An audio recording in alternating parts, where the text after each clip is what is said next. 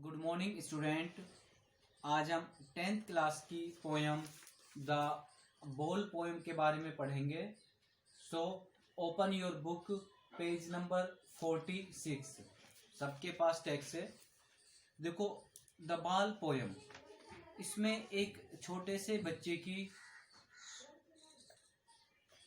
छोटी सी स्टोरी हम पढ़ेंगे कि एक छोटा बच्चा जो कि अपनी बॉल को खो देता है, उस बॉल के खोने से क्या दुख होता है, इसके बारे में हम पढ़ेंगे कि वर्ल्ड में जो थिंग्स हैं उनसे हमारा लगाव हो जाता है, तो कैसे हम उनसे बचे, इसके बारे में।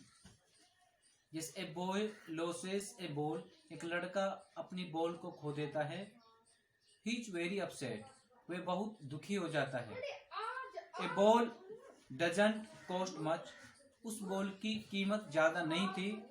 नोर is it difficult to buy another ball, और उसके लिए दूसरी गेंद को खरीदना कोई बड़ी बात नहीं थी। Why then is the boy so upset, फिर भी वह लड़का इतना अपसेट क्यों है, ये जानने के लिए हम इस पोएम को पढ़ेंगे कि what the poet thinks has been lost, poet क्या सोचता है कि उस बच्चे ने क्या खोया, and what the boy has to learn from the experience of losing something, और चीजों के खोने से उस बच्चा क्या सीखता है, इसके बारे में हम इसमें पढ़ेंगे। What is the boy now who has lost his ball? What is he to do? What is the boy now? वो कहता है कि वह लड़का जिसने अभी अभी अपनी गेंद को खोया है, अब वह क्या है और उसे क्या करना है। तो वो लड़का कहता है कि I saw it go merrily bouncing down the street. वो कहता है कि मैंने बड़ी खुशी से उस गेंद को उछलते हुए सड़क की ओर जाते हुए देखा है।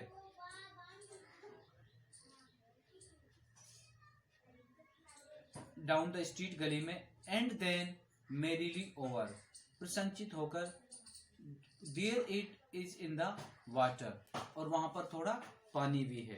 तो कहता है कि वह लड़का जिसने अभी अपनी गेंद खोई है, वह अब क्या है, उसे अब क्या करना है, अर्थात बॉल को खोने के बाद अब वो क्या करेगा। तो वह लड़का कहता है कि मैंने अभी खुशी से उछलते हुए सड़क की ओर जाते हुए देखा, और फिर खुशी से उसने उस पानी की ओर उस बॉल को जाते हुए देखा है। तो अब वहां पे पानी है। अब देखो क्या होता है।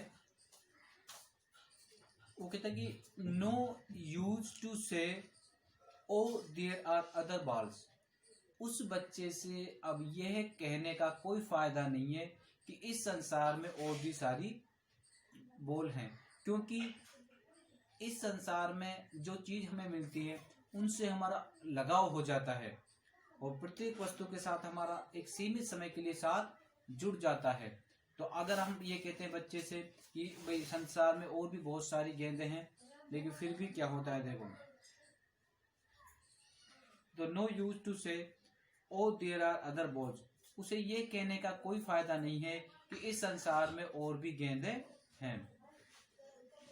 N ultimate seeking grieve fix the boy as he stands rigid trembling staring down all his young days into the harbor where his ball went.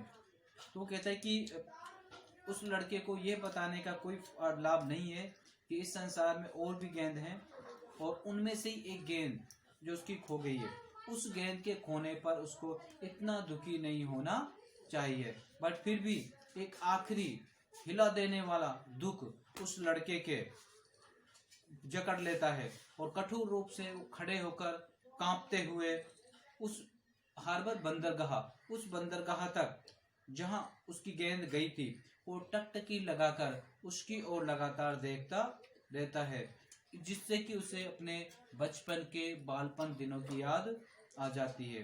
तो पोइट इस स्टेंजा में बताना चाहता है कि सांसारिक जो वस्तुएं हैं उनके खो जाने पर हमें इनका इतना दुखी नहीं होना चाहिए और इनके मोह में नहीं रहें। यदि कोई वस्तु खो भी जाए तो हम उसकी जगह दूसरी वस्तु प्राप्त कर लेते हैं। जीवन को कभी भी नहीं रुकने दे, क्योंकि जीवन चलने का नाम है, जीवन आगे चलता रहता है। फिर पोइट कहता है, I would not introduce on him. Introduce घुसपैठ करना, क्योंकि वो लड़का बैठकर चिंतन कर रहा है, सोच रहा है, तो मुझे उसके अंदर घुसपैठ नहीं करना चाहिए। ए डाइम एक अमेरिकन डॉलर होता है और 10 सेंट अमेरिकन डॉलर का 10वां भाग। तो एक डाइम अनदर बॉल, शायद इस बॉल की कीमत एक डाइम के बराबर है, मतलब 10 सेंट के बराबर है। इज वर्थलेस, जबकि ये वर्थलेस है, उसकी कोई कीमत नहीं, बहुत ज्यादा कीमत नहीं है। बट फिर भी now he senses first responsibility, उसकी जो पहली रेस्पॉन्सिबिलिटी है, उत्तरदायित्व है, वह इस संसार के आधिपत्य में फंस चुका है और उसे इस गेंद से मोह हो गया है। अर्थात बिकॉज, क्योंकि इतने दिनों तक वह बॉल उसके पास रही थी, इसलिए वो उस बॉल के मोह में फंस जाता है। तो इस बॉल के खोने पर उसे एहसास होता है। पीपल विल टेक बॉल्स, जैसे लोग दूसरी बॉल ले लेते हैं। Balls will be lost always, और बॉल जो होती है वो हमेशा खो भी जाती है। इस संसार में लोग बहुत सारी गेंदें खरीदते हैं, खेलते हैं और वो खो जाती है। तो लोग बॉल खरीदेंगे भी और वो खोएंगे भी। Little boy and no one buy a ball back, और क्या कोई दोबारा बॉल नहीं खरीदेगा। मनी इज एक्सटर्नल, धन तो बाह्य चीजें आती जाती रहती है।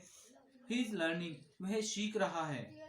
Well behind his desperate eyes, उसकी निराश आंखों के पीछे संसार में वस्तुओं के खोने का जो दुख है उसको सहन कर रहा है, और इस जो मोह में फंस रहा है उससे वो दूर हो रहा है, यह सीख रहा है।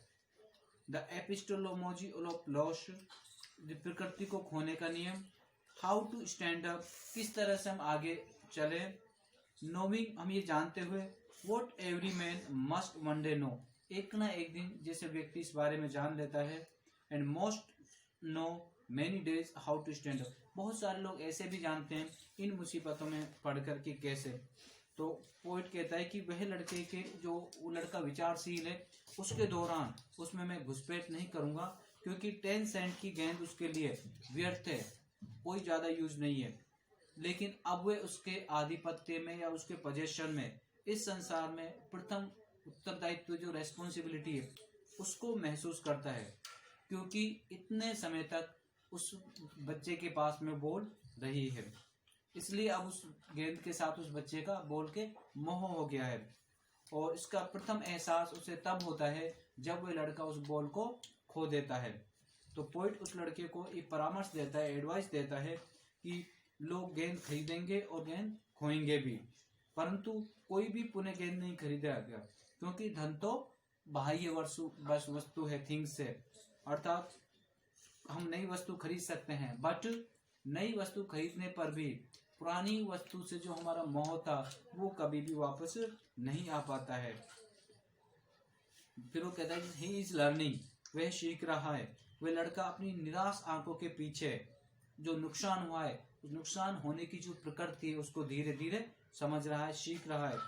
जैसे जैसे नुकसान को सहन करना सीख रहा है, वह जानता है कि प्रत्येक वस्तु एक न एक दिन नुकसान को समझना और सहन करना सिखा देती है। और बहुत से व्यक्ति बहुत दिनों में जानते हैं कि नुकसान को कैसे सहन करना है।